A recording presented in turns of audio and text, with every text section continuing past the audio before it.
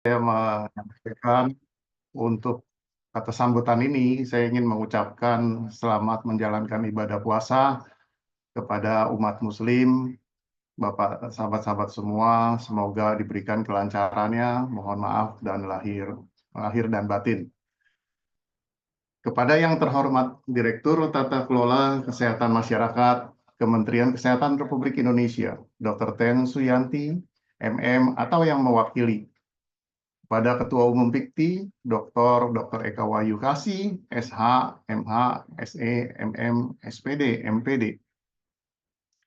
Pada para pimpinan organisasi anggota PIKTI yang saya hormati, Perkumpulan Naturopatis Indonesia, Ketua Umum Ibu Nadia Rosyana Sunendra Bimet, Perkumpulan Terapis Kesehatan Holistik Indonesia, Ketua Umum Dr. Indra Sugiarto, Perkumpulan Andalan Penyembuh Alternatif Indonesia, Ketua Umum Su Haryanto, Perkumpulan Praktisi Ilmu Kesehatan Ruang Tubuh Indonesia, Ketua Umum saya sendiri, Sinse Insinyur Hirman Rama Pratama, SUD CHT.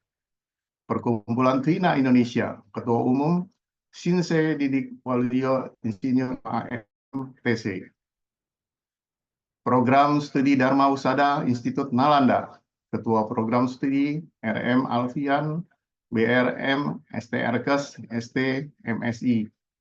Perkumpulan Tabib Indonesia, Pertabi, Ketua Umum Profesor Jim Paul Mamahit, MD, PhD. Perkumpulan Praktisi Konsultan Warna, Persowa, Ketua Umum Profesor Jim Paul Mamahit, MD, PhD. Universitas Medika Suherman, Rektor Universitas Medika Suherman, Dr. Triseus Tianingsi, SKM, MKM. Perkumpulan Praktisi Teknik Penyelaras Emosi Internasional, Ketua Umum Dr. Edi Iskandar, MSc. Perhimpunan Penyehat Tradisional Holistik Mastaka Raga Indonesia, pendiri Bapak Ifik Yanwar, CT, MPM. Perkumpulan Non-Fitologi Surabaya, pendiri Bapak Ongko Dikjoyo. Perkumpulan Komunitas Hipnotis Indonesia, Ketua Umum Bapak Insinyur Toha Afifi, MM.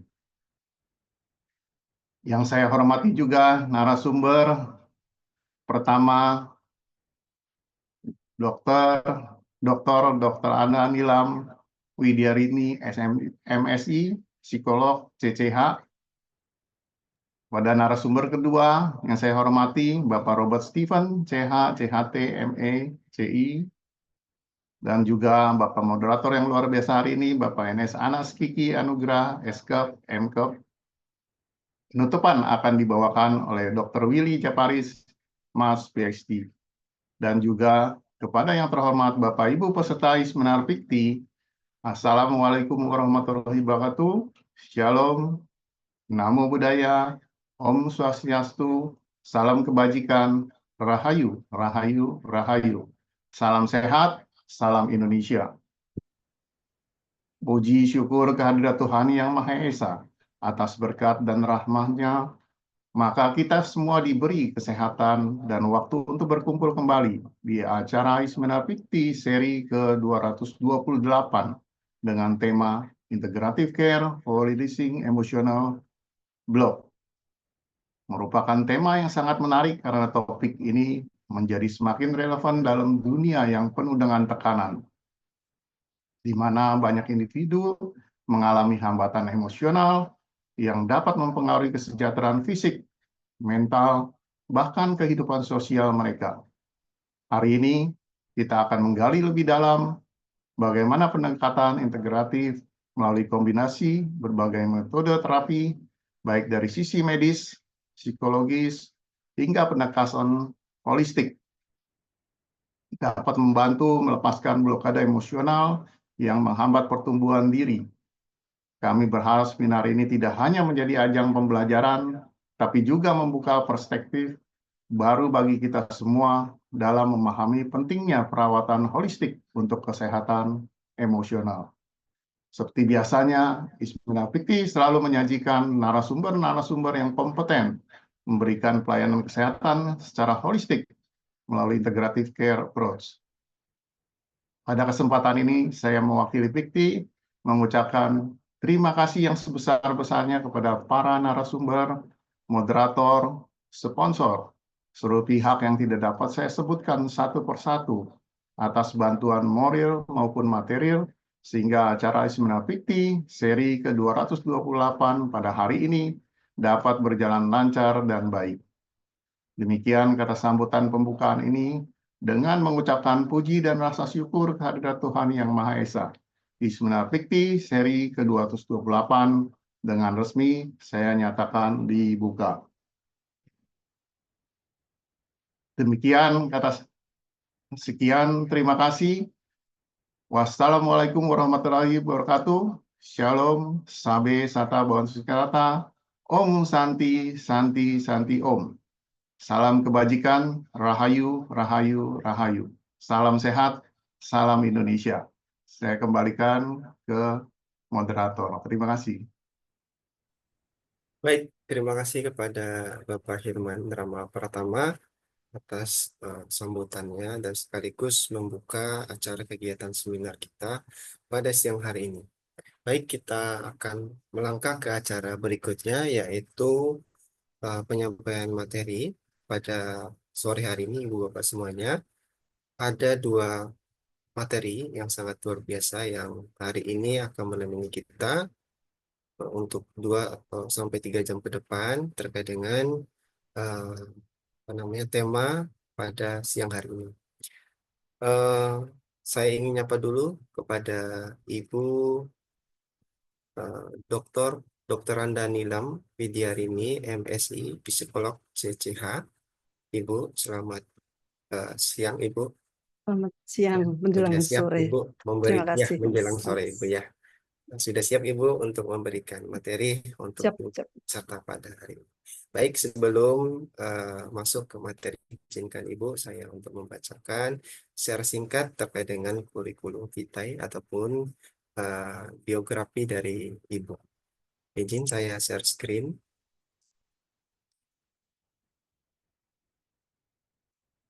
Apakah sudah terlihat Ibu Bapak? Pertama, untuk nama Dr. Dr. Anda Nilam Widyarini, MSI, Psikolog CCH. Beliau lahir di Solo dan sekarang sebagai Kepala Prodi S2 Psikologi Sains Universitas Gunadarma, Jakarta Selatan. Kemudian riwayat pendidikan beliau mulai dari S1 Sarjana Psikolog tahun 1992, program studi psikologi di perguruan tinggi UGM. Kemudian melanjutkan magister pada tahun 1998 di UGM, jurusan program studi psikologi sosial. Kemudian melanjutkan ke S3 ataupun doktornya di UGM tahun 2011 untuk jurusan yang sama yaitu psikologi.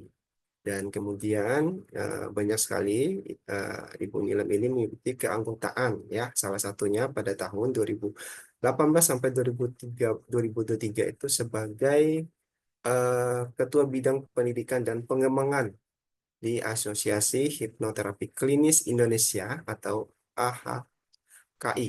Dan kemudian banyak sekali pengalaman profesional yang tentunya sangat banyak sudah dilalui oleh beliau dan pernah menjadi dosen tamu dalam mata kuliah asesmen dan pengembangan karir ya di program studi S2 Psikologi Sains Universitas Medan Area tahun 2019 sampai 2022 dan banyak sekali dan mungkin tidak bisa saya bacakan semuanya.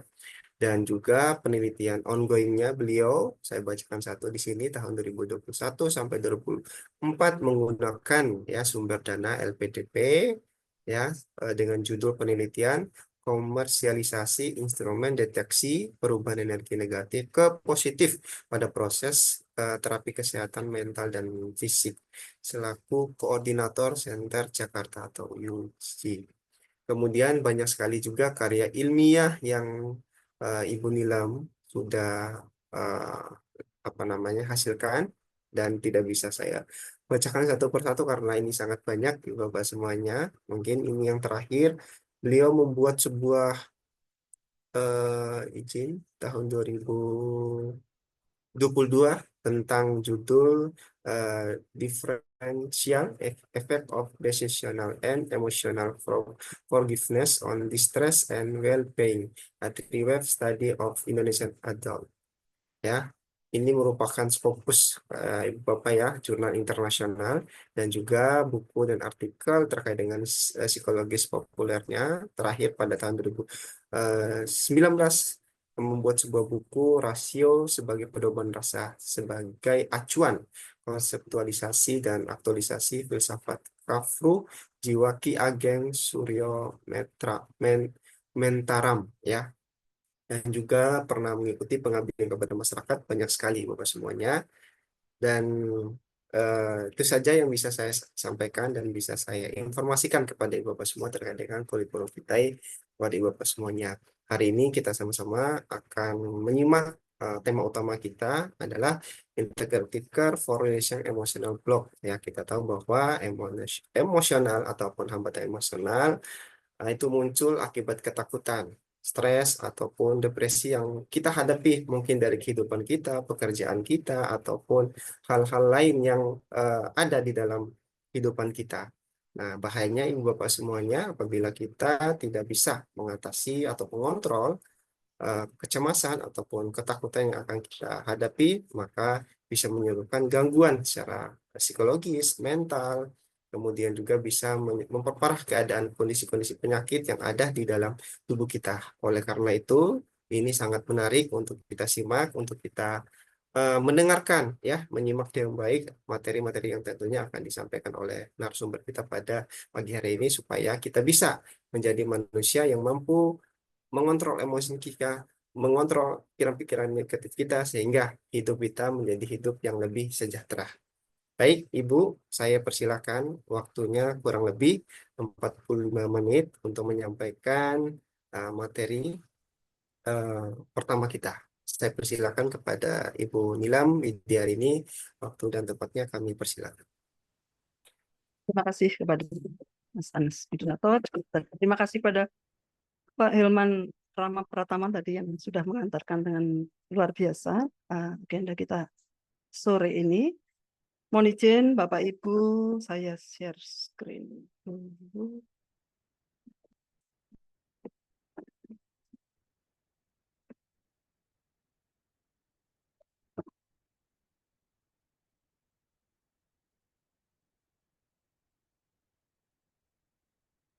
Sudah terlihat, Ibu?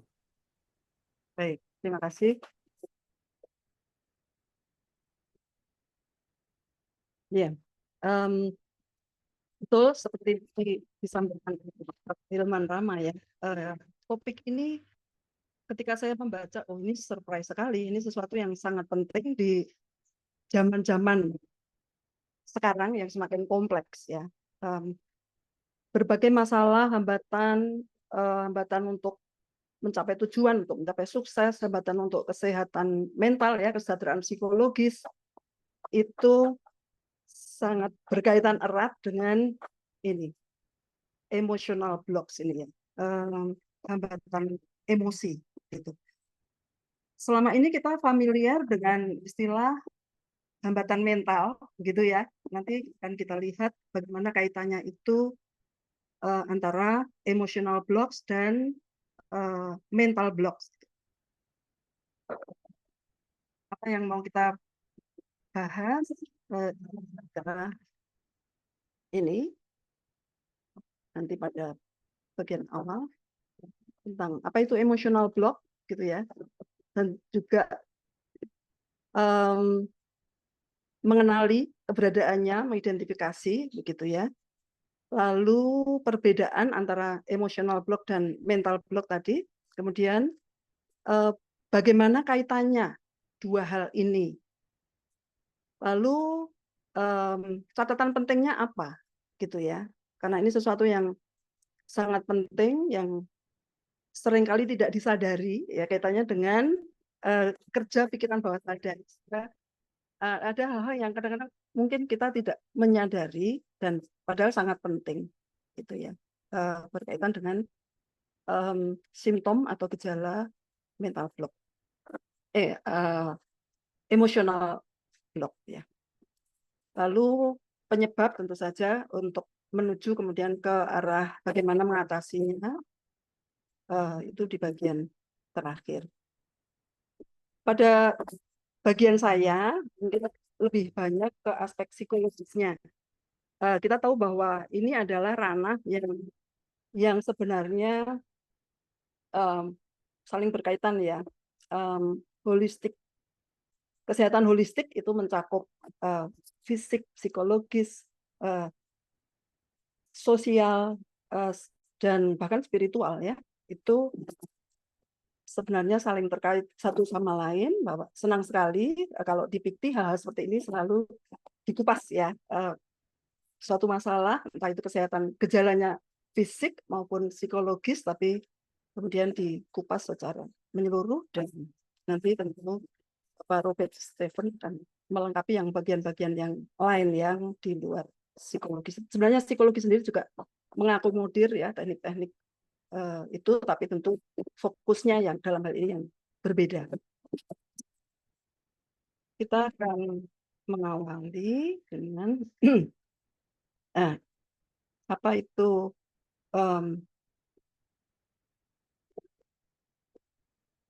oh ini sorry, ini masih salah tulis nih ya, emotional block ya maksudnya ya. Dalam psikologi, hambatan emosional merupakan kondisi adanya mekanisme pertahanan ego yang menghalangi seseorang untuk mengalami, mengekspresikan, dan memproses emosi. Jadi kalau Bapak Ibu yang kenal tentang Lisa gitu ya, ada mekanisme pertahanan ego defense mechanism yang terjadi kalau ada konflik antara id dan superego, ya, di dorongan primitif gitu ya, dengan dorongan yang mempertimbangkan pada soal norma dan sebagainya, sehingga ego yang ketika belum bisa mengatasi itu kemudian memberikan mekanisme pertahanan. Banyak sekali mekanisme pertahanan ego itu tidak disadari, dan salah satunya ini ya, emotional block ini salah satu bentuk mekanisme pertahanan yang tidak disadari, yang menghalangi seseorang untuk mengalami, mengekspresikan, dan memproses emosi. Bayangkan, emosi itu ada gitu ya dalam hidup kita, dan itu ada fungsinya sangat penting sekali. Tapi kalau itu diblok begitu ya, bagaimana hidup kita gitu ya? Robot itu nggak punya emosi gitu. Tapi bahwa kita punya emosi lalu ditekan gitu ya, tidak diekspresikan, akan jadi seperti apa? Akibatnya akan memunculkan banyak sekali sebenarnya ya, tapi secara garis besar kita menjadi ragu dengan diri kita sendiri, bingung gitu ya, karena dari hambatan yang ada, blocking emosi tadi, kemudian bisa memunculkan berbagai masalah. Relasi jelas gitu ya, karena nggak bisa mengekspresikan, berkomunikasi dengan smooth, ada sesuatu yang ditahan, kurang mengenal diri sendiri. Akibatnya kan relasi sosial juga bisa bermasalah. Selain itu juga melihat bahwa fisik pun bisa jadi bermasalah akibat dari adanya emotional block ini. Sedangkan psikologis jelas sekali itu sangat berpengaruh. Bagaimana kita mengenali keberadaannya? Kadang-kadang kita sadar gitu ya adanya emotional block ini. Saya belum lama, beberapa mungkin baru sekitar belum ada 2 bulan yang lalu ya. Ada salah satu yang minta waktu untuk konsultasi karena mau ujian sangat penting, ujian profesi begitu ya. Tapi mengalami kekacauan pikiran gitu ya, sehingga tidak bisa dikatakan mental breakdown gitu ya. Dia sadar karena ya calon psikolog ya, jadi tahu apa yang terjadi. Cuman bagaimana mengatasinya ya, mengatasi sendiri. Tukang cukur itu kan nggak selalu bisa mencukur diri sendiri gitu ya, hanya orang-orang tertentu yang bisa memotong rambutnya sendiri gitu. Baik, kita lihat Yang pertama, jelas ya, kesulitan mengekspresikan emosi ini sendiri, baik yang utama ini ya, kesedihan, kemarahan, bahkan termasuk mengekspresikan cinta, itu yang utama. Belum lagi emosi-emosi yang lain. Kemudian merasa mati rasa atau terputus dari emosi, itu kondisi yang bukannya enak gitu ya, tapi nggak enak banget. Mati rasa, ini sering lumayan ya. Saya menemukan klien di ruang praktek itu merasakan kondisi seperti ini. Rasanya mati rasa, Bu, nggak tahu, tapi nggak enak banget. Ya. Dan yang jelas seringkali efeknya ke fisik tadi. Kemudian menghindari percakapan yang mendalam atau hubungan yang erat gitu ya, hubungan yang intim, bahkan dengan orang tua, dengan teman, dengan pasangan, itu cenderung menghindar. Lalu juga overthinking gitu ya, terus ragu, mempersoalkan pikir terus, terlalu banyak berpikir, kemudian merasa terjebak dalam hidupnya tanpa alasan yang jelas. Aku kayaknya hidup di jalur yang aku jalani sekarang ini rasanya bukan duniaku, aku nggak tahu gitu ya. Rasanya terjebak, berada di situasi yang tidak nyaman, tapi tidak tahu bagaimana jalan keluarnya ya, harus kemana. Kemudian untuk bisa berempati pun itu perlu perjuangan banget. Ya, itu yang diungkapkan juga oleh sebagian klien ya. Rasanya kok saya tuh nggak bisa berempati. Gitu. Saya tuh pengen banget bisa berempati. Sebagai ada yang masih muda gitu ya, di organisasi mahasiswa gitu, saya tuh kepengen bisa berempati dengan anggota saya, tapi rasanya nggak bisa. Jadi memimpin itu dengan ya sesuai dengan pikirannya dia, dan kemudian menimbulkan ketidaknyamanan, lalu terjadi ya perkembangan yang tidak sesuai harapan. Nah, tadi seperti yang saya sampaikan di awal tadi, antara emosional block dan mental block gitu ya, perbedaannya bagaimana? Yang pertama, baik mental block maupun emotional block itu hambatan psikologis yang bisa mengganggu, jelas ya, mengganggu perkembangan pribadi, pengambilan keputusan dan juga produktivitas. Kinerja ya, capaian-capaian sesuatu yang ingin dicapai, kita semua pasti kepengen sukses begitu ya. Tapi dalam kondisi ada emotional block, ini menjadi terhambat. Keduanya, baik emotional block maupun mental block, mempengaruhi aspek yang berbeda dalam pikiran dan emosi kita. Perbedaan utamanya, mental block itu mempengaruhi pikiran dan penyelesaian masalah, sehingga membuat jadi sulit untuk fokus atau mengambil keputusan.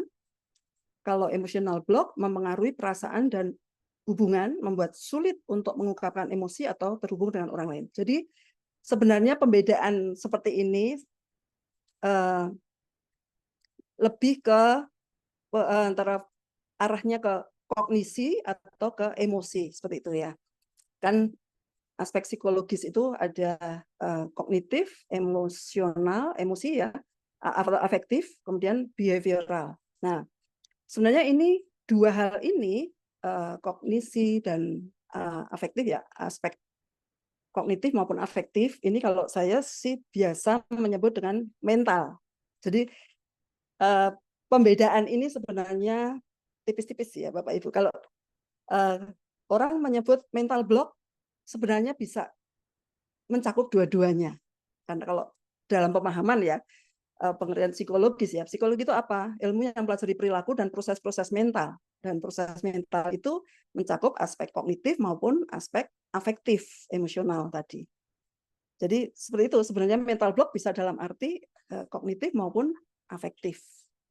Oke, tapi kita untuk bisa lebih spesifik gitu ya, kita dalam pembahasan kita ini ada disclaimer bahwa ini ya mental block digunakan dalam arti gangguannya lebih ke arah kognitif. Tapi ini dua hal yang sebenarnya saling terkait berkaitan erat sekali. Kita akan lihat lebih detail mengenai pengertiannya secara garis besar saja ya. Mental block itu hambatan psikologis yang mengalami pemikiran logis, kreativitas, pengambilan keputusan. Nah, ini fungsi-fungsi kognitif ya. Sedangkan emotional block itu kaitannya dengan hambatan pada ekspresi, pemrosesan, pengalaman, emosi. Penyebabnya stres, kecemasan itu mental block. Terlalu banyak informasi, perfeksionisme, kurang percaya diri. Jadi kita lihat di mental block ini pun ada faktor kecemasan, ya, ada faktor emosional juga yang menjadi penyebabnya. Dalam kehidupan, dalam satu satu situasi kita itu memang sebenarnya tidak bisa memilah-milah betul ya, kognisi lalu afeksi, agak susah karena itu otomatis saling mempengaruhi ya, terhubung satu sama lain. Penyebab untuk emotional block ada kebanyakan trauma masa lalu ya, takut ditolak, harga diri rendah, emosi yang ditekan oleh berbagai situasi. Dampaknya mental block, sulit berpikir jernih, kehabisan ide, kesulitan menyelesaikan masalah. Emotional block dampaknya mati rasa emosional, menghindari perasaan mendalam, sulit menjalani hubungan. Gejalanya mental block, gejalanya pikiran buntu, lupa, banyak lupa, kemudian menjadi menunda, overthinking. Kemudian emotional block, gejalanya antara lain ya sulit mengungkapkan perasaan, takut terbuka, menghindari kedekatan emosional. Ya, contohnya untuk mental block, terutama yang gejala utamanya itu faktor kognisi gitu ya. Seseorang yang mau menulis gitu ya, kami ini, saya dan teman-teman dosen itu tugasnya kalian menulis gitu ya, tapi untuk menulis kami seringkali juga mengalami hambatan mental ya, mental block gitu. Ada yang bisa jadi karena hambatan teknologi, bisa juga karena faktor fungsi kognisi dan sebagainya. Akhirnya merasa sulit dan seterusnya. Kemudian emotional block, contohnya seseorang yang menghindari hubungan asmara karena takut disakiti lagi, sadar bahwa gini, ada juga yang tahu tidak mengalami koneksi emosional begitu ya dalam relasi sosial, tapi tanpa sebab seringkali tiba-tiba nangis dan itu random gitu ya, tidak dalam situasi khusus, bisa lagi di mall, bisa jadi dia lagi kumpul sama teman-teman, dia tiba-tiba nangis dan ditambah dengan gejala fisik itu antara lain yang saya dari salah satu klien yang saya jumpai, fisiknya jadi dia jadi nge-freeze dan rasanya berat sekali. Bagaimana mengatasinya? Kalau mental block, relax itu penting sekali, ya, istirahat supaya fungsi kerja otak juga jadi lebih ini ya, lebih rileks, lebih tenang, memungkinkan ketenangan, kejernihan gitu untuk bisa mendapatkan insight tentunya. Kemudian memecah tugas-tugas dari langkah-langkah kecil, mengubah sudut pandang. Kalau awalnya ada belief ya, mungkin yang belief keyakinan yang dipegang tapi sebenarnya menghambat untuk mencapai tujuan. Mungkin misalnya perasaan bahwa dia tidak mampu matematika, misalnya untuk seorang siswa ya, padahal kemampuannya jelas ada, tapi karena merasa nggak mampu akhirnya benar-benar menghambat upaya untuk menghadapi tugas-tugas kaitannya dengan matematika, misalnya seperti itu ya. Dan ya perlu latihan, langkah-langkah kecil dan sebagainya, meditasi dan seterusnya. Tapi nanti di bawah akan secara detail kita kupas ya. Untuk emotional block, ya mengekspresikan emosi dan seterusnya, nanti kita akan bahas lebih detail di bawah. Bahwa keduanya antara emotional block dan mental block ini berkaitan, tadi seperti yang saya sampaikan, Karena apa? Karena keduanya sama-sama menciptakan menciptakan hambatan internal yang mencegah, menghalangi kemajuan ya, perkembangan diri, kemudian juga kejelasan atau pengambilan keputusan yang efektif. Ini berikutnya lebih rinci mengenai hubungan dua hal tadi.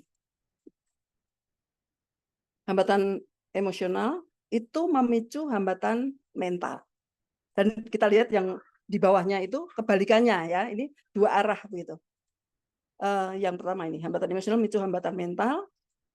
Emosi yang kuat atau trauma masa lalu ya biasanya berasal dari trauma masa lalu bisa mengaburkan pemikiran rasional yang mengarah kepada hambatan mental. Trauma itu kondisi seseorang mengalami peristiwa negatif ya, memicu emosi negatif yang membuat dia sampai merasa tidak berdaya, merasa terjebak.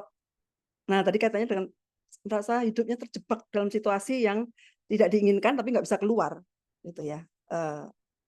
Nah, ini bicara trauma itu situasi negatif seperti itu yang membuat orang nggak berdaya, merasa terjebak. Kalau dalam psikologi ada istilah fiksasi, gitu ya. Emosinya bisa antara lain ini,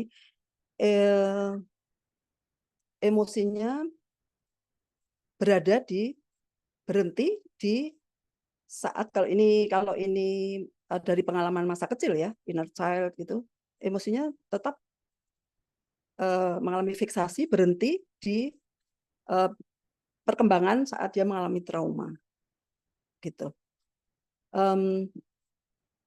Ini kaitannya dengan trauma ya, tapi bahwa kemudian dalam kondisi trauma seseorang bisa mengalami hambatan emosional, tapi kadang-kadang justru juga memicu kondisi psikologis ya, kondisi emosional yang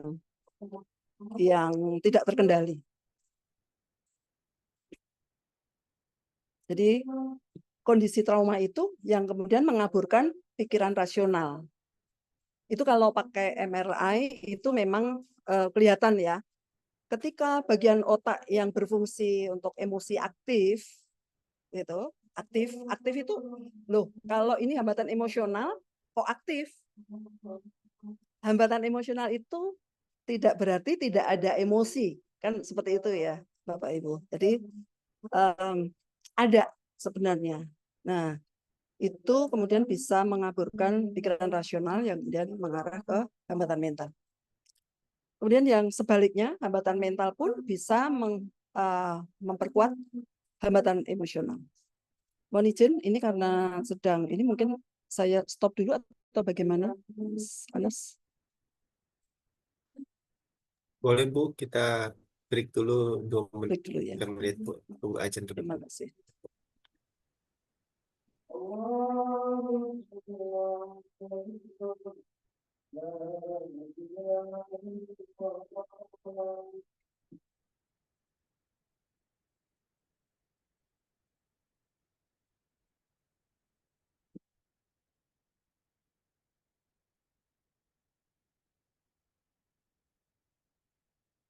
Baik, izin saya lanjutkan.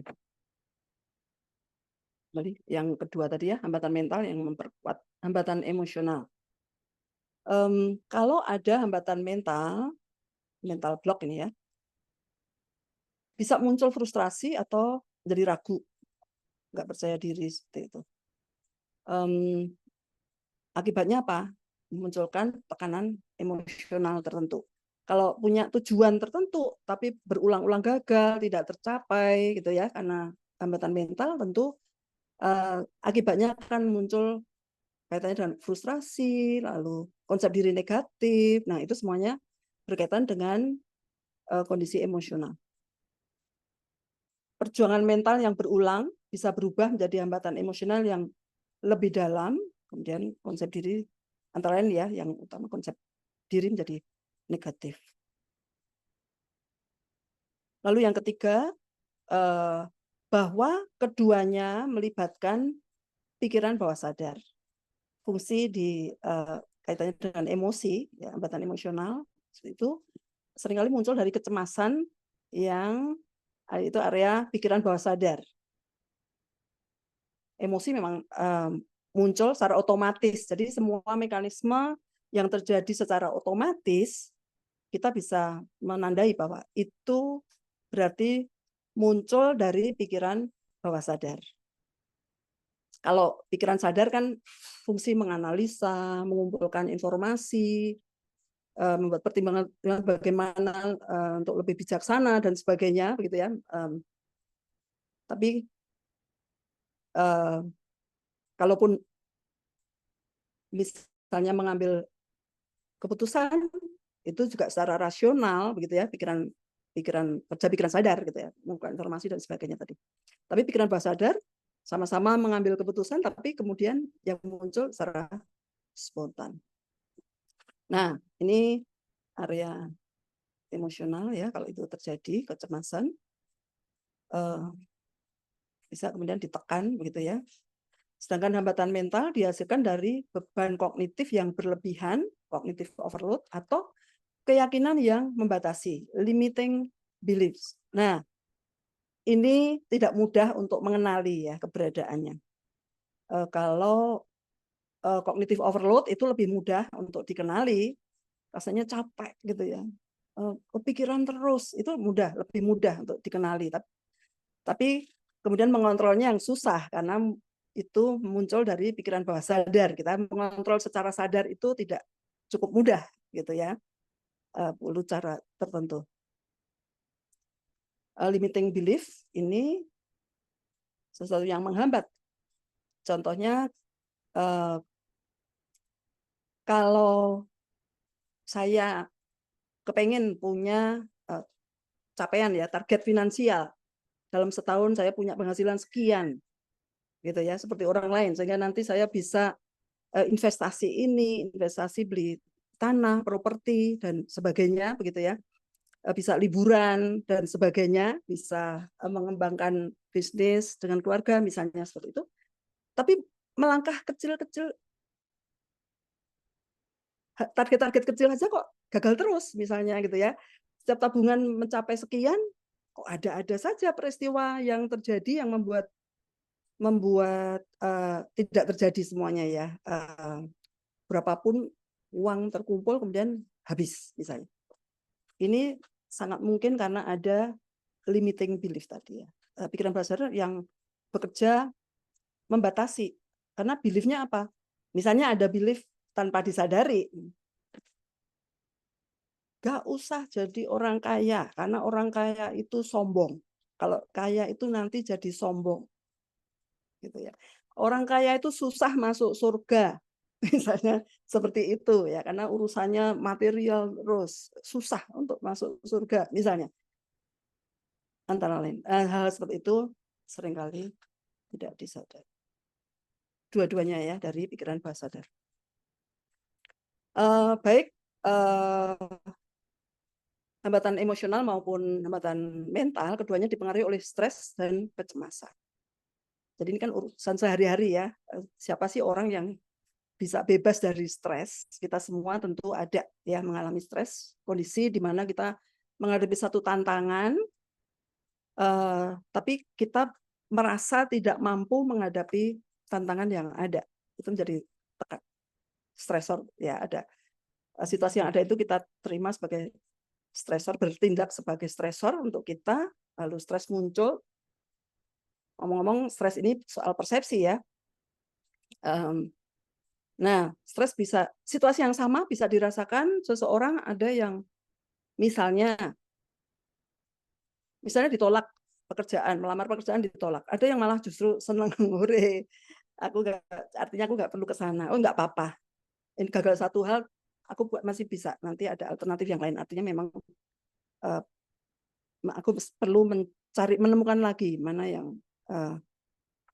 yang perlu untuk dikembangkan supaya nanti berhasil. Ada yang seperti itu, tapi ada yang gagal gitu ya. Ada yang berjuang untuk jadi pilot gitu ya, begitu tes terakhir gagal, habis itu udah habis-habisan gitu ya, nggak siap untuk tidak jadi pilot, sehingga akhirnya ya sudah hidupnya di dunia yang tidak nyata begitu ya, nggak kemana-mana pakai baju pilot dan seterusnya. Itu bisa ini ilustrasi aja mengenai stres itu ya. Stres, ada stres yang dalam level sedang sih kita butuh ya, hidup mengalami tekanan karena itu justru membuat kita berkembang gitu. Stres ya, stres positif. Tapi kalau stres yang terlalu tinggi, distress itu memang kondisi yang berbahaya sampai ekstrimnya tadi, contohnya tadi ya, misalnya stres gara-gara gagal melamar pekerjaan misalnya. Stres menyebabkan sulit untuk menjadi fokus. Nah, soal fokus ini urusan mental block ya. Dan juga menyebabkan penghindaran atau hambatan emosional. Stres sangat erat kaitannya dengan kecemasan dia. Dan bahwa satu sama lain itu karena saling berhubungan ya. Mengatasi yang satu, mental block, bisa menyelesaikan juga seringkali juga emosional block selesaikan gitu. Dan sebaliknya gitu. Teknik-teknik terapi bisa membantu mematahkan hambatan mental dan emosional. Mengatasi luka emosional bisa menjernihkan pikiran gitu ya. Dan di sisi lain meningkatkan keterampilan kognitif bisa mempengaruhi tekanan emosional.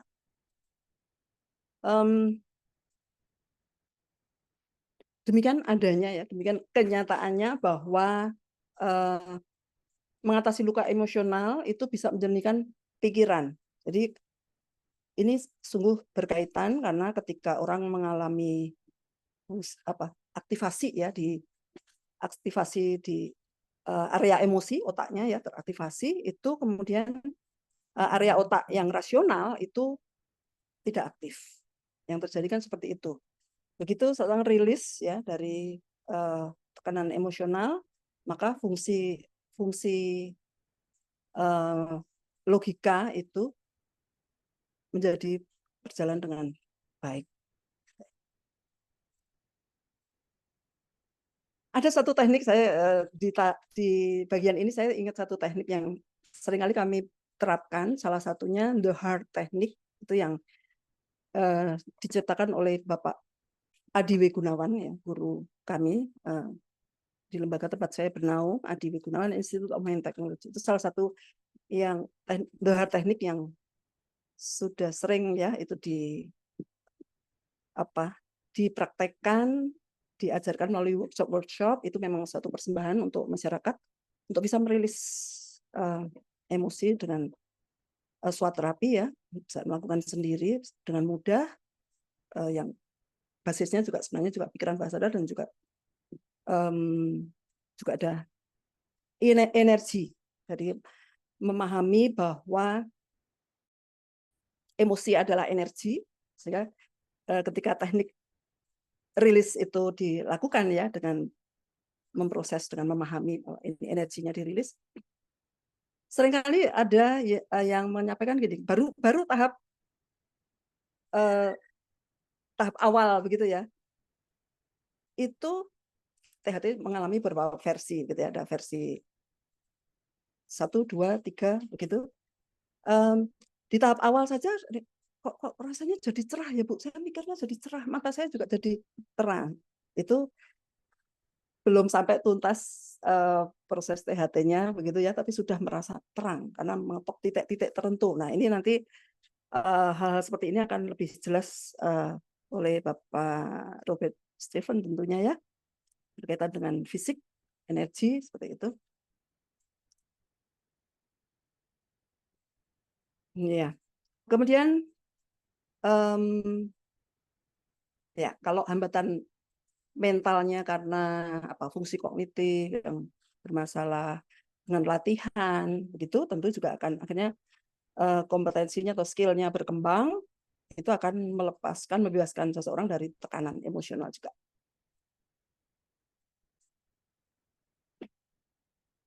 Nah, beberapa hal yang penting berkaitan dengan mekanisme tadi ya, emotional block maupun mental block tadi, bahwa ini muncul dari pikiran bawah sadar. Jadi artinya ini sesuatu yang penting sekali, bahwa emotional block dapat bersifat tidak sadar. Banyak orang tidak menyadari bahwa mereka memiliki emotional block. Ya, merasa baik-baik saja. Beberapa klien itu merasa merasa butuh gitu ya, butuh bantuan, tapi ketika mau diproses seperti ada denial gitu ya. Oh, tapi saya enggak, itu Bu. Perasaan ini paling tidak enak kapan Bu? Perasaan. Oh, ini banyak sekali gitu ya. Banyak. Terus ketika itu diakses begitu, kemudian tiba-tiba mengatakan, tapi saya itu ya paling sebentar aja sih kayak itu. Setelah itu saya nggak apa-apa sih, saya langsung yang penting gimana mengatasi gitu. Jadi di satu sisi merasakan ada pengalaman-pengalaman traumatik, tapi di sisi lain ketika itu diakses mengatakan, oh tapi saya nggak apa-apa tuh, seperti itu. Ya ini soal di satu pihak ya, ini memang butuh skill tersendiri menghadapi seseorang dengan kondisi seperti ini, tapi di sisi lain juga keterbukaan seseorang untuk mengenali keberadaan emotional block ini. Jadi mereka mungkin menganggap diri baik-baik saja atau rasa kuat gitu ya, padahal sebenarnya menekan emosi selama bertahun-tahun, dan efeknya ini hampir selalu ya, kemudian efeknya ke fisik. Kemudian yang kedua, bahwa tidak hanya berdampak pada emosi tapi juga pada tubuh ini ya. Antara lain ini yang efek fisiknya ya, ada ketegangan otot. Ya. Stres itu kan menimbulkan aktivitas otak tertentu ya. Kemudian otot-otot jadi tegang, memang berkaitan ya dengan apa? Alat-alat khusus biofeedback, antara lain GSR, galvanic skin response, itu kan jadi ukuran ya adanya emosi gitu dari ketegangan ini ya, dari kulit ya kalau GSR. Kemudian gangguan pencernaan ini sering emah atau GERD. Ada yang GERD bertahun-tahun, kemudian sudah wira-wiri ke Singapura gitu ya, tapi tidak treatment non psikologis gitu ya. Nah kemudian ketika datang ke saya kan ada yang menyarankan, saya bilang oh, ini biasanya karena faktor emosi, saya sampaikan begitu. Oh enggak, gitu. Enggak ada tuh Bu. Ya, dia melihat hidupnya saat ini sangat baik gitu ya, punya pasangan yang sangat care, secara finansial kesejahteraannya baik, anak-anak juga tumbuh sehat. Itu yang membuat jadi kemudian merasa tidak ada masalah gitu ya. Akhirnya bertahap, akhirnya ketemu, ternyata itu peristiwa ini di usia hampir 40 tahun ya, mundur dengan hipnoterapi, regresi, ketemu waktu SMA itu ternyata penuh peristiwa emosional, trauma bertubi-tubi, tapi sudah dilupakan, ya. Dianggap sudah bukan masalah, karena itu masalah dulu, sudah terselesaikan sejak lama, sehingga seolah tidak ada. Padahal bukan tidak ada, tapi hanya karena diabaikan ya, jadi tertimbun sekian lama. Nah ini sebenarnya emosi itu kan sinyal ya dari pikiran bawah sadar bahwa ini loh ada sesuatu yang perlu dibereskan. Nah, ketika akhirnya ketemu, dibereskan, selesailah, teratasi GERD-nya, fisiknya, gangguan fisiknya. Bisa sakit kepala, kelelahan kronis. Ini belum, terakhir saya bantu klien itu dengan pengalaman traumatik banyak sekali, semuanya kaitannya dengan pelecehan seksual. itu yang sampai sering mengalami apa, blackout, rasanya udah mau bunuh diri, sampai terakhir itu kondisinya udah tidur aja nggak mau, nggak punya energi buat bangun seperti itu. Meskipun masih bisa berjalan beraktivitas, sebenarnya bisa gitu. Terutama kepala itu jadi sakit ya, dan terselesaikan melalui terapi, rasanya ringan. Kelelahan, nah ini kelelahan tadi rasanya mau tidur aja, rasanya capek banget karena emosi itu memang kondisi emosi negatif ya, pengalaman traumatik itu menguras energi. Kita bisa melihat dari bukunya David Hawkins misalnya, ada 2 buku yang sangat populer itu ya,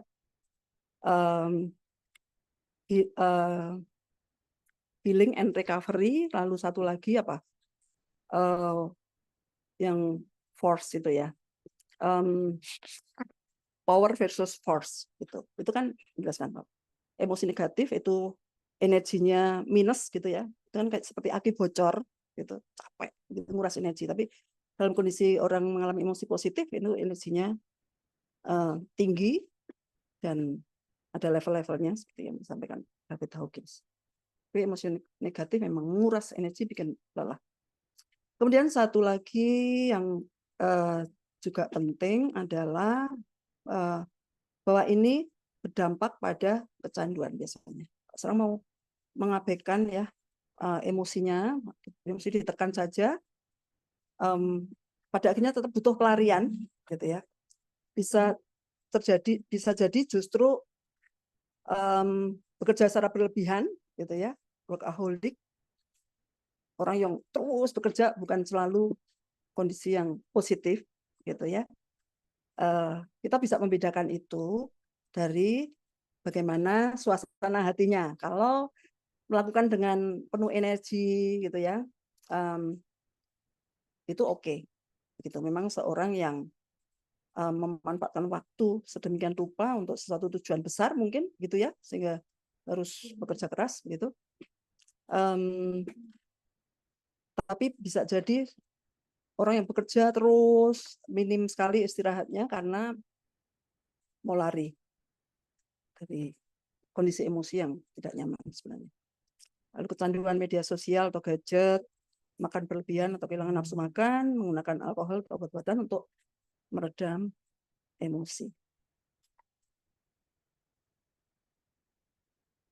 Berbagai penyebab secara umum kalau kita rangkum, tadi agak sedikit-sedikit sudah ada ya. Tentu ini juga belum mencakup semuanya gitu ya. Antara lain tadi ya, trauma masa lalu, pengalaman ditolak gitu ya, sehingga takut ditolak atau diabaikan. Ini bisa jadi karena memang lahir dalam kondisi orang tua tidak siap punya anak, misalnya seperti itu ya, atau lahir dengan kondisi khusus sehingga orang tua menolak, kok tidak seperti anak-anak yang lain gitu ya. Ada yang orang tua menolak karena waktu hamil ibunya ya, waktu mengandung itu dengan susah payah sehingga ada pikiran nggak worth it. Ini aku hamil tapi nggak worth it kalau kayak gini nih. Nah, itu terekam ya pada janin dan kemudian mempengaruhi sekali kehidupannya, perkembangannya di masa. Lalu pola asuh masa kanak-kanak, pola asuh yang seperti apa? Pola asuh yang melarang ekspresi emosi. Nggak boleh cengeng, misalnya seperti itu, antara lain ya. Laki-laki kok nangis, nggak boleh, misalnya seperti itu. Lalu over rationalizing, jadi segala sesuatu itu dirasionalisasi, gitu. Ini bisa terjadi karena kebiasaan ya, misalnya berada di keluarga yang tidak memberi ruang untuk emosi, gitu. Itu kemudian kaitannya juga dengan ini. Jadi semua tantangan, semua masalah itu ya dirasionalisasikan dengan menekan, mengabaikan emosi yang muncul. Padahal setiap kejadian itu secara otomatis sebenarnya memunculkan emosi tertentu. Tiga kemungkinan ya, bisa jadi muncul emosi dari suatu kejadian, bisa emosi bisa negatif, bisa juga netral, bisa juga emosi positif. Nah ini kan perlu sebenarnya ya dikenali. Tapi kalau besar dalam kondisi yang tidak memberi ruang untuk emosi ya bisa terjadi akhirnya semua dirasionalisasikan, akhirnya berkembang jadi masalah. Lalu kebiasaan menekan, mengabaikan emosi, tadi ini berkaitan tadi ya, terkait penjelasan yang tadi. Kemudian lingkungan yang tidak mendukung ekspresi emosi, jadi memang saling bisa terkait satu sama lain, bisa jadi sesuatu yang penyebabnya berbeda. Rationalizing itu bisa juga karena lingkungan tidak mendukung ekspresi emosi, atau mungkin karena tidak mau merasakan emosi, gitu. Tidak mau merasakan, saking beban emosinya begitu menyakitkan. Misalnya. Kemudian pengalaman hubungan yang buruk, negatif, itu kemudian cenderung untuk nggak mau merasakan, ya sebagian orang dan cukup banyak ya nggak mau merasakan itu, sehingga emosi ditekan saja lalu sampai pada dampak negatifnya. Bagian terakhir yang saya sampaikan adalah pendekatan psikologis ya untuk mengatasi, untuk melepaskan hambatan emosional, membutuhkan pendekatan yang menggabungkan antara lain kesadaran diri, perlu menyadari tadi ya, karena adanya emotional block itu kan di bawah sadar, sehingga perlu ya kesadaran diri, lalu restrukturisasi kognitif. Kalau itu berkaitan dengan fungsi kognisi ya perlu ditata kembali cara berpikir, termasuk belief yang menghambat itu ya. Kemudian pemrosesan emosionalnya itu sendiri.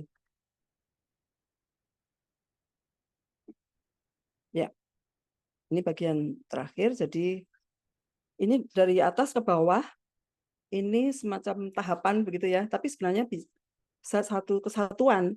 Misalnya yang paling ini ya,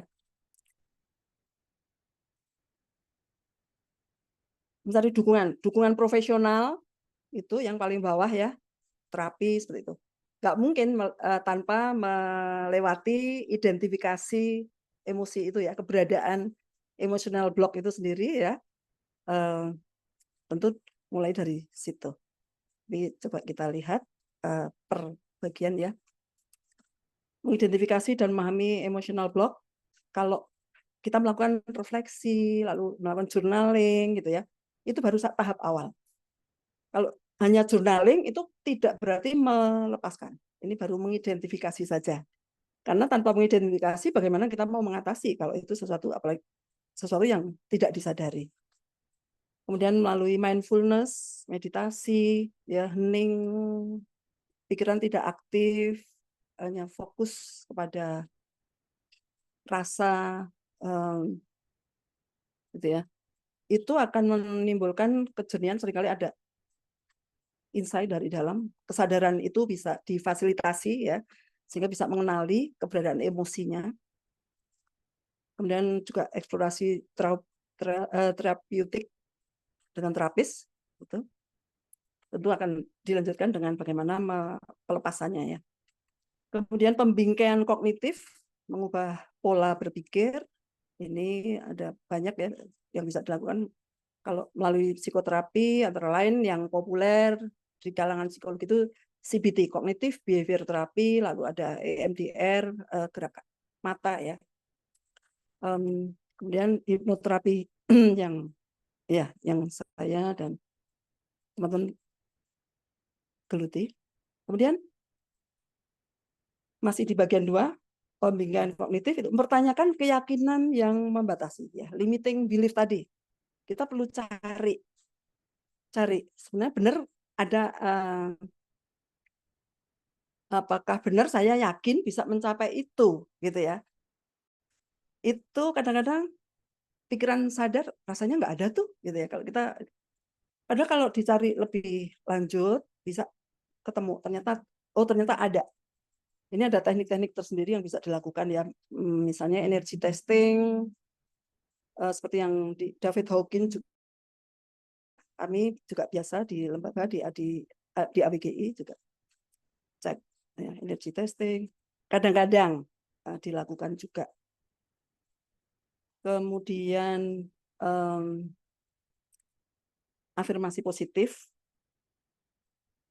ini memungkinkan, agak pernah agak surprise ya, dulu sudah lama sekali di awal-awal saya jadi dosen, ada yang mau konsul terapi dan itu depresi yang parah serius sekali gitu.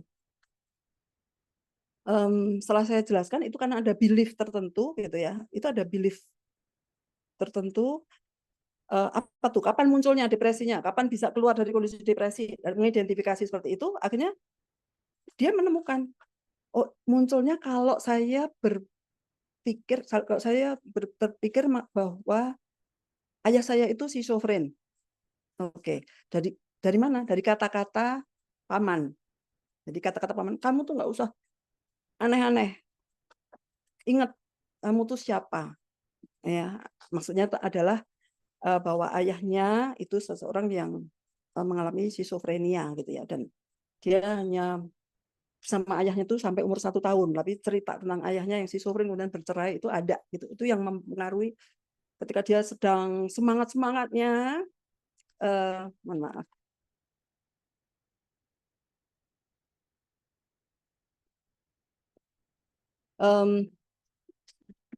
Nah, dari situ kemudian dia, Bu, kalau saya afirmasi,